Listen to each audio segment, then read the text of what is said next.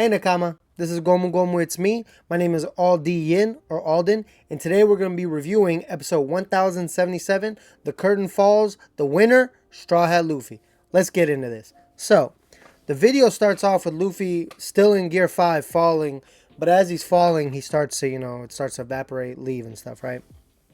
So, we get, and in episodes like this, where there's a whole lot of information being shown, we get a lot of cuts. Like, we've done a lot of those recently, so just understand, I'm gonna say we cut to this and we cut to that, so bear with me.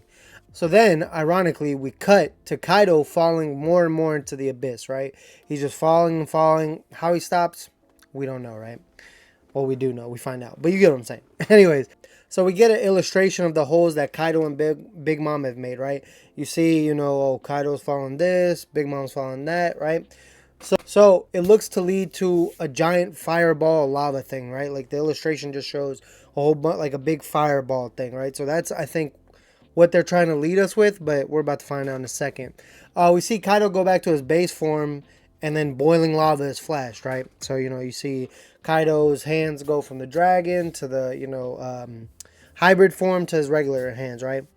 Then we see Kaido fall into the lava, which is kind of a fitting end with the way Odin was killed, like with the boiling hot, like just the boiling aspect, I guess. I guess Kaido wouldn't be Kaido if it wasn't boiled. No, I'm just kidding. Yamato, so then we cut again, sorry.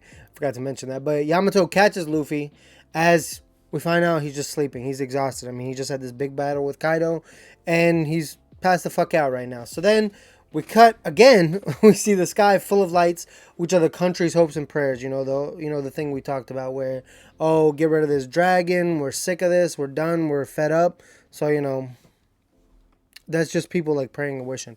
So we find out, obviously, that Momo was able to save everybody safely with his flame clouds, which is a big step for Momo because, from the moment we meet him to right before now, he's basically been dependent on everybody. He's never been dependable. So seeing him actually save everyone, save everyone is kind of like, it shows that he's taking steps in his maturity and, finally trying to live up to the Kozuki name. So we then cut to Big Cat Viper, who emerges at the top of the skull and declares Momo Shogun and says that he saved everybody, right?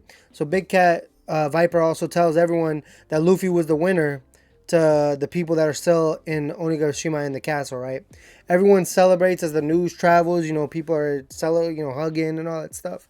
So then we see Kid talking to Killer, and Killer says, "Oh, it's always fun to hunt big game and stuff." And Kid says, "This doesn't feel good, right?" Like, I guess he's pretty upset that it took him and Law to beat Big Mom, but Luffy beat Kaido by himself, which he did and he didn't, right? So at the end, yes, it was Luffy by himself, but you got to think, right? So since Wano's been going on forever, people like to forget that it's supposed to be one night.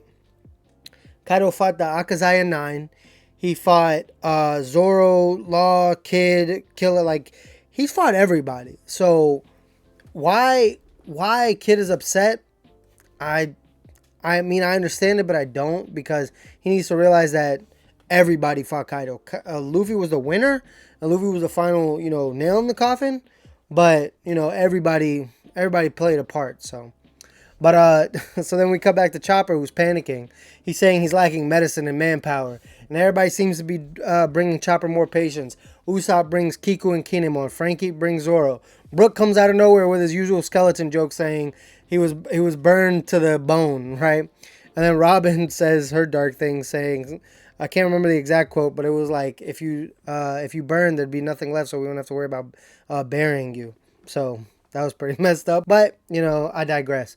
So then we cut to Otoko talking with Tengu about our boy Yasui, giving Wano a chance by getting caught, right? So obviously Otoko being young, like, she doesn't know. I'm going to start calling her Otoko.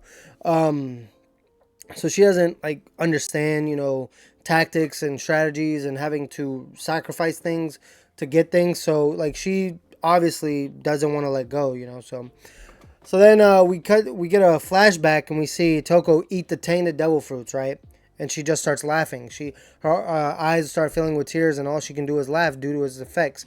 We see everybody in the town impacted, like everybody standing around the crates filled with the with the smile fruits, and everybody's laughing, but you can see that their eyes are tearing up. Um, Yasui eats the fruit as well, which I don't understand because I don't understand, and maybe in the manga it explained this because I only picked up the manga recently and I like just fast forward to where I was at. But Yasui eats the fruit as well, and he starts laughing. Now I don't know if he's doing that to be like, hey, look, I did it, so I'm laughing, and he just kept the smile like the going, because I know that two people can't eat a devil fruit and both get the same power. So I don't know. Maybe it's since it's defective, it does works like that.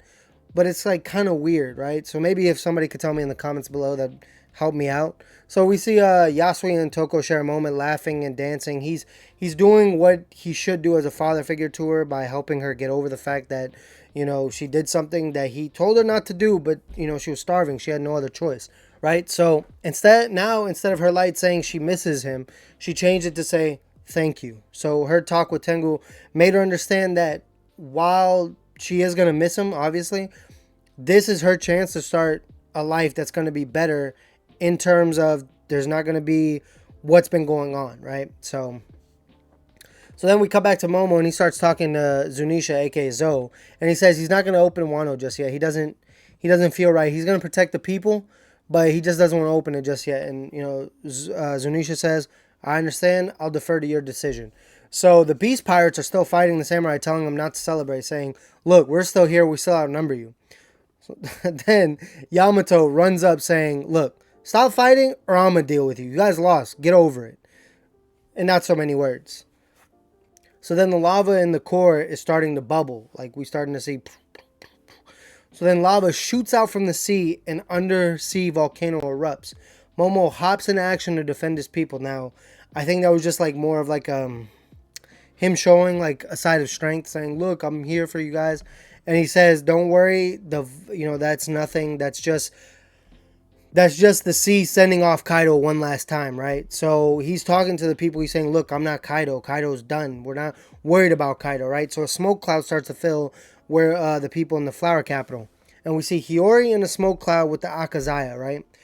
We're about to see Momo for the first time in his new aged look, right? Because he got aged up. And then the episode ends, which I like the way they did the flowers over the to be continued. Now the preview is going to be an episode centered around Momo becoming the Shogun and seeing his new form. It's probably going to be like a lot of dialogue, so I don't know if I'm going to have to mention, cut to this, cut to that.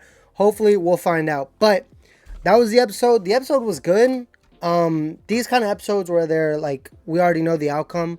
Like in the preview for the last episode, well, I mean, we already knew the outcome, but like I already knew it was going to be people celebrating, people talking, so it wasn't much going on.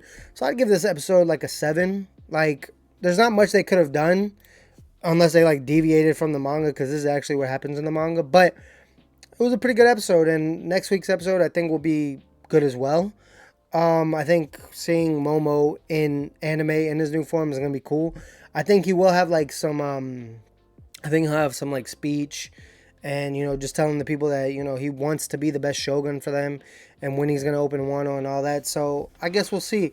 But this was a good episode. I hope everybody else enjoyed it. The manga comes back next week as well, so I don't know if I'm going to do 2 things in the same episode or in the same video, or if I'm going to try to hit them both at different times. I don't know. We'll figure that out. But anyways, I just want to let you know, be safe and well in your travels, and just know I will be the king of YouTube. Peace.